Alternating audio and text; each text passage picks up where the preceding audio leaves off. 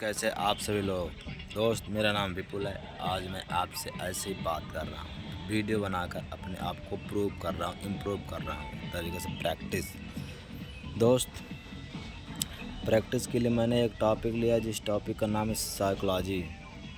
इस साइकोलॉजी शब्द मैंने किताब में पढ़ा भी कि कहते किसे हैं इसे। इसकी खोज देख ताक से पता चला कि साइकोलॉजी हम उसे कहते हैं जैसे कि किसी दूसरे व्यक्ति के मन में चल रही बात को, उसकी एक्टिविटी को देखकर पता कर लें, उसी को साइकोलॉजी बोलते हैं। जैसे अगर हम कहीं रोड पे जा रहे हैं, अगर हमारे सामने कोई डॉगी या फिर गाय आ गई, अगर गाय आ गई तो हम उस रास्ते से जाएंगे भी नहीं भी जाएंगे, डिपेंड मुझ पर करता है। जैसे अगर गाय मारने वाली होगी तो मैं नहीं जाऊंगा, अगर गाय मारने वाली नहीं होगी तो मैं जाऊंगा। अगर मैं ये चीज़ें पता कर पा रहा हूँ तो इसका मतलब ये है कि मैं उस गाय की साइकोलॉजी पढ़ रहा हूँ, उसका दिमाग में क्या चल रहा है ये पढ़ पा रहा हूँ। इसी को साइकोलॉजी कहते हैं। दूसरा एग्जांपल, जैसे कि कोई सांप है,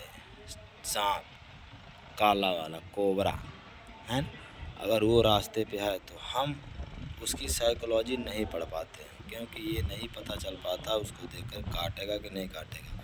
वहीं पास एक मदारी यानी सफ़ेरा जाएगा, उसके पास जाएगा, उसको पकड़ भी लेगा और उसकी अच्छी तरीके से साइकोलॉजी पढ़ता है, फिर पकड़ता है। यानी कि सपेरा उस सांप की साइकोलॉजी पकड़ कर ही उसे पकड़ रहा है।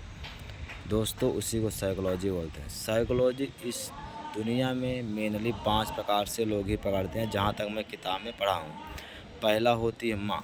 माँ के पास नेचर वाली साइकोलॉजी होती है। जैसे माँ और एक बच्चे का बहुत अच्छा संबंध होता है। बच्चा कितनी भी चीज़ें छुपाएगा, माँ को पता ही चल जाएगा।